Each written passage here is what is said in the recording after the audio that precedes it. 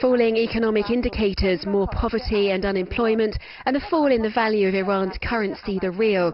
These are just part of the negative economic record of Mahmoud Ahmadinejad during his 2 terms as president. In spite of all of these indications, can the Iranian economy still hope to improve? We pose this and other questions to Professor of Economics at the American University in Paris, Shahin Fatimi. But first, here's a brief look at the economic record of the Ahmadinejad government. نگاهی گذرا به کارنامه اقتصادی دولت احمدی‌نژاد طی 8 سال گذشته خواهیم داشت. Mahmoud Ahmadinejad came to power in 2003, promising social justice and oil revenue benefits for ordinary Iranians. In the last months of his first term in office, he announced he would enforce targeted subsidies, calling this a surgery of the Iranian economy. The aim was to help lower-income earners and the poor.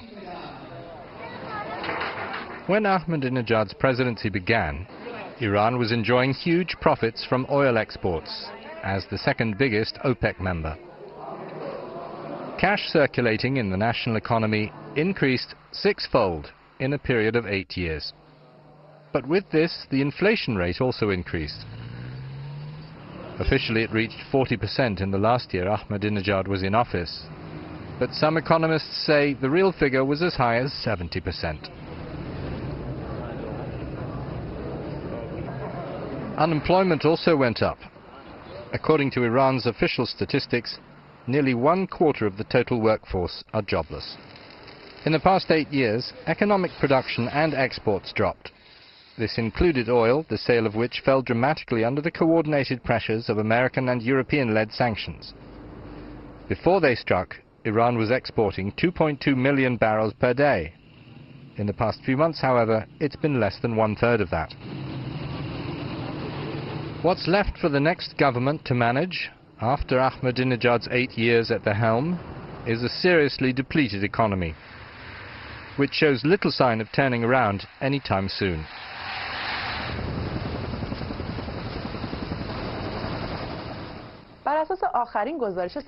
According to the latest report by the International Monetary Fund, Iran's economic growth rate has fallen from 2% last year to 0.09%. Shahin Fatimi in Paris, looking at Iran's economic indicators over the past 8 years, what's your assessment of the country's economy during Ahmadinejad's 2 terms? In my view, the trend has been very negative. The international atmosphere and the internal situation have minimized or totally eliminated all the factors needed for continuous economic growth. Regarding the fact that Ahmadinejad did have more than $700 billion of oil income at his disposal, his presidency is one of the worst periods in Iran's history since the 1980-88 war against Iraq and since the revolution. The sanctions led to a rise in inflation, and Iran's currency, the rial, was also targeted.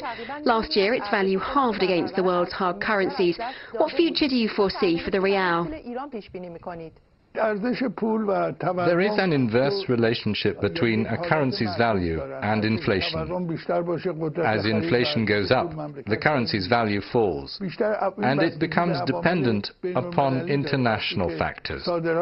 When the economy of a country like Iran is solely dependent on the oil trade, which is currently under sanctions, we should expect to see the value of the national currency go even lower within the coming year. The sanctions are especially affecting Iran's currency. Inflation will continue to rise, and such problems cannot be solved by empty talk.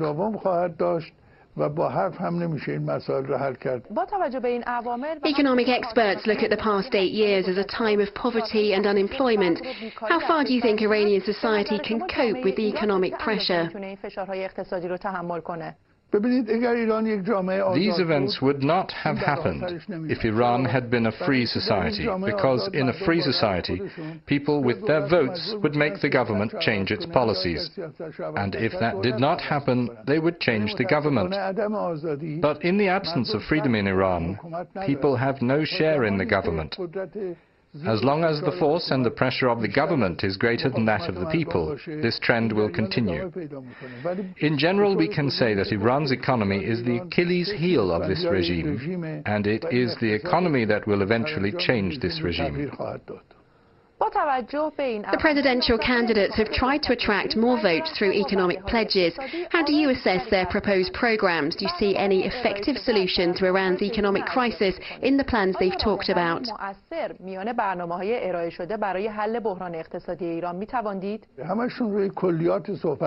All of them are speaking in general terms. The Iranian economy is currently being determined by international context more than anything else. And the international circumstances are not something on which the candidates can make any decision. As long as Iran fails to normalize its ties with the world, we should not expect any of the candidates to be able to do anything. They just make prescriptions without being able to propose a solution for the problems, because they know very well that they would not have any authority over macro policies. They also know very well that the fundamental problems of Iran's economy are political in nature. The solution lies in solving the problems with the international community.